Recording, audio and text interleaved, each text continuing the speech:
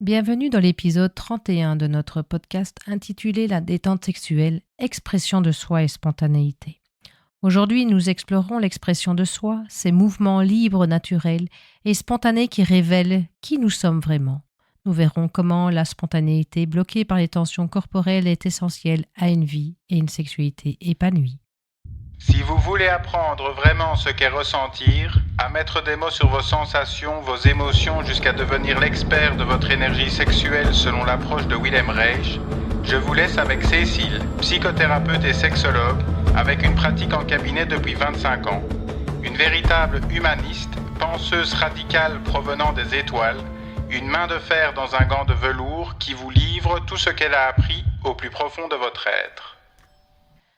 Avant de plonger, clarifions 3 concepts clés. Le soi, le moi et le surmoi.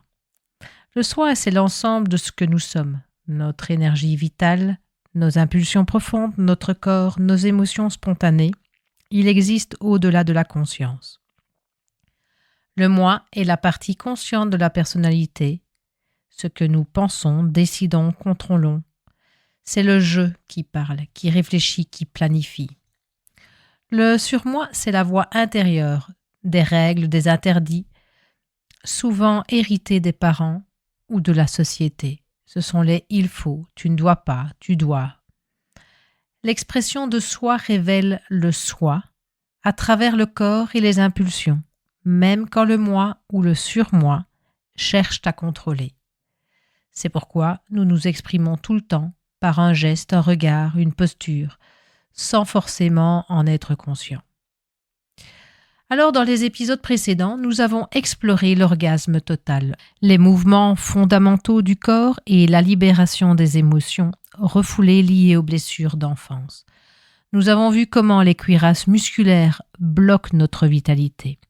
Aujourd'hui, nous nous centrons sur l'expression de soi, c'est-à-dire l'ensemble de ce que nous sommes, notre énergie vitale, nos impulsions profondes, notre corps, nos émotions spontanées. Donc nous nous centrerons sur l'expression de soi, une fonction vitale qui relie notre corps, notre énergie et notre sexualité à travers la spontanéité. Ici, nous allons voir comment laisser s'exprimer notre corps et retrouver cette vitalité. Qu'est-ce que l'expression de soi ? Selon Alexander Lowen, ce sont les activités physiques libres, naturelles et spontanées, inhérentes à tous les organismes vivants comme l'autodéfense. Toute action, manger, dormir, marcher, danser, chanter, exprime qui nous sommes. La façon de marcher révèle notre sexe, notre âge, notre caractère, notre unicité. Un bébé d'1 an, par exemple, ne marche pas comme un vieillard. Aucun animal ne marche comme l'homme et aucune personne ne marche exactement comme une autre. Mais l'expression de soi va au-delà des mouvements. La forme du corps, le teint, les yeux, les cheveux, les sons, les odeurs identifient l'espèce et l'individu. Nous existons, donc nous nous exprimons, consciemment ou non. L'expression de soi n'est pas limitée au moi conscient. Nous nous exprimons tout le temps, même sans rien faire. Une personne immobile peut dégager une présence plus forte qu'une autre qui cherche à impressionner. La spontanéité est la clé. Elle garantit l'honnêteté, le naturel, l'absence d'artifice. Abraham Maslow le résume ainsi. La spontanéité, c'est l'absence de volonté d'impressionner, d'interférence avec les impulsions profondes. On ne peut pas enseigner la spontanéité, mais en thérapie bioénergétique, on peut lever les blocages qui l'entravent, tension musculaire, peur, comportement appris. Comme ce consultant qui venait avec une apparence de commercial bien apprêté, mais dans une chemise dans laquelle on le voyait un peu étriqué et qui s'essayait à être poli plus que de ce qui se convenait et qui s'essayait à me poser des questions sur ma vie comme pour s'y intéresser, alors que tout me montrait qu'il n'en avait rien à foutre. Lorsqu'il a appris à se connecter à lui après quelques séances, il a pu enfin l'avouer. Aujourd'hui, je caractériserai la spontanéité sur le fait de revenir au plus petit bout d'être humain que nous sommes, juste se sentir ici, assis peut-être, ou debout, ou couché. Comparons un comportement spontané à un comportement appris. Un acte appris reflète le moi ou le surmoi, pas forcément le soi. La parole en est un exemple. Les mots sont appris, mais le ton, le rythme, les gestes sont spontanés. Bien que la personne qui font du call center pour vous vendre une nouvelle ligne Internet, rien qu'à l'intonation des premiers mots donnés, on entend déjà qu'il va nous vendre quelque chose. Ils s'objectisent et deviennent le clone d'un bon vendeur par téléphone, alors que ce ne sont que de piètres copies, perdant leur spontanéité et leur vitalité. On dirait qu'on les range dans une armoire fin de journée. Un équilibre entre le contrôle du moi et spontanéité permet une expression efficace et vivante. À l'inverse, un comportement réactionnel comme exploser de colère à la moindre frustration semble spontané, mais il est conditionné par des blocages. Cette explosion libère une énergie accumulée derrière des tensions souvent issues de l'enfance, où la colère ou la protestation étaient interdites. La motilité, c'est-à-dire la capacité du corps à bouger, est au cœur de l'expression de soi. Un corps vivant n'est jamais au repos, même en dormant. Les mouvements involontaires, les gestes, expressions faciales expriment le soi, plus que les actes conscients. Plus la motilité est grande, plus l'expression est riche. Or, la motilité dépend du niveau d'énergie. L'énergie, le chi, le ki ou l'élan vital amènent la motilité qui amène la spontanéité, qui amène donc l'expression de soi. Bloquer l'expression de soi réduit alors la motilité, affaiblit l'énergie et appauvrit alors la vie intérieure. À l'inverse, libérer la motilité restaure la spontanéité et la vitalité. Et c'est là que je veux en venir pour l'expression du mouvement, des émotions, et donc de la sexualité via l'érotisme. Vous pourriez aussi voir de votre côté si, spontanément, quand il y a un peu de musique, vous avez envie de danser, chanter. Et dans la sexualité, la spontanéité est essentielle pour une expérience érotique authentique.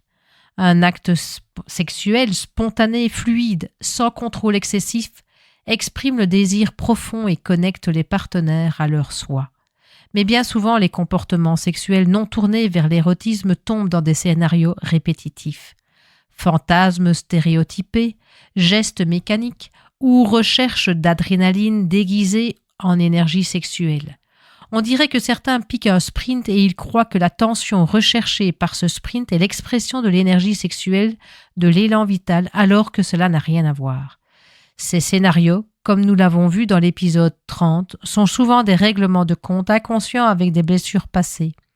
Un partenaire devient un parent, un acte compense une frustration, et sans spontanéité, la sexualité perd son plaisir naturel et devient une performance, vidée de vitalité. D'ailleurs, c'est pas anodin que beaucoup de couples s'arrêtent de faire l'amour spontanément lorsque l'acte n'est que répétitif, sans aucune expression de la spontanéité. Cette consultante exprimait que son partenaire devait toujours la prendre par derrière. Cet homme avait du mal à éjaculer, il rentrait dans une angoisse de performance et se racontait que c'était à cause de la cambrure des fesses de sa femme qui n'était pas assez prononcée et qu'il n'y avait que comme ça qu'il se sentait désiré. Lorsque l'on regarde le langage de son propre corps, cet homme était toujours derrière sa femme. Elle ne pouvait jamais le voir, tant il était gêné d'être vu. Cet homme n'a pas été désiré par sa mère et n'avait jamais voulu le voir à sa naissance. Tant qu'il n'ira pas au contact avec son scénario à l'idée d'être vu, il restera un piètre amant, se coupant de la spontanéité de ce qu'il peut ressentir et verra toutes ses conquêtes ne plus avoir envie de lui au fur et à mesure du temps. Tiens, comme par enchantement, cet homme n'aimait absolument pas danser spontanément. Comment libérer cette spontanéité ? En bioénergétique, nous utilisons des mouvements expressifs pour réduire des tensions et restaurer la motilité. Donner des coups de pied, frapper le lit, se tendre vers le contact, toucher, mordre. Prenons l'exercice du fouettement, qui est de donner des coups de pied dans le lit. Dans le livre de Alexander Lowen, on lit « Donner des coups de pied dans le lit, une jambe après l'autre, jambe tendue, constitue un fouettement qui, s'il est bien fait participer l'ensemble du corps. Les tensions de n'importe quelle partie du corps interfèrent sur le caractère de ce fouettement. Il se peut, par exemple, que les jambes bougent mais que la tête et le torse restent immobiles. Dans ce cas, le mouvement des jambes est forcé et il n'y a pas spontanéité. On dit que le patient a peur en imaginant se laisser aller à l'action. Bien qu'elle ait commencé de façon volontaire, si on s'y laisse aller, elle prend un caractère spontané et involontaire et devient agréable et satisfaisant. Utiliser la voix, par exemple, dire non en tapant du pied, ajoute à la participation et à la détente. C'est vrai que pour donner des coups de pied et cela le reste pour tous les autres mouvements expressifs mentionnés ci-dessus. Je me suis aperçu qu'il était nécessaire que les patients répètent plusieurs fois les exercices comme donner des coups de pied, frapper, mordre, toucher pour que l'émotion arrive à s'écouler librement dans l'action. Chaque fois qu'ils donnent un coup de pied ou qu'ils frappent le lit, ils apprennent à s'abandonner plus complètement au mouvement, permettant à une plus grande partie de leur corps de se sentir dans l'action. Peu de patients exécutent ces mouvements avec grâce ou émotion au départ. Leurs gestes sont mal coordonnés ou explosifs car les blocages, souvent issus de tabous de l'enfance, exemple l'interdit de protester ou de frapper, limitent alors la fluidité. Rien qu'en imaginant faire cet exercice, beaucoup vont s'en raconter des histoires de leur passé. Il n'y a que la conscience qui nous rendra curieux d'aller explorer, expérimenter et retrouver la curiosité de l'enfance et donc de faire ce genre d'exercice. Ces exercices combinent corps et voix. Frapper en criant ou tendre les mains vers un contact en exprimant un désir restaure les 3 voies d'expression. Mouvement, voix et regard.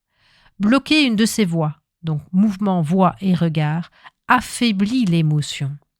La thérapie bioénergétique est une double approche.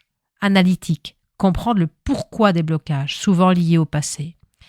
Et pratique, c'est-à-dire réapprendre le comment bouger via des exercices. Les enfants apprennent la coordination par le jeu, mais les tensions émotionnelles perturbent cet apprentissage. En thérapie, répéter des mouvements comme donner des coups de pied ou frapper le lit permet de se réapproprier la grâce et la spontanéité. Le plaisir est la clé de l'expression de soi. Danser, chanter sous la douche ou bouger librement procure un plaisir indépendant des réactions d'autrui. Ce plaisir est amplifié quand le contrôle du moi et la spontanéité s'harmonisent, créant une grâce corporelle. Une belle apparence, cheveux brillants, yeux vivants, posture fluide reflètent cette vitalité. En bioénergétique, libérer la moitié restaure cette grâce dans la vie comme dans la sexualité. Pour conclure, l'expression de soi est le pont entre notre énergie intérieure et le monde.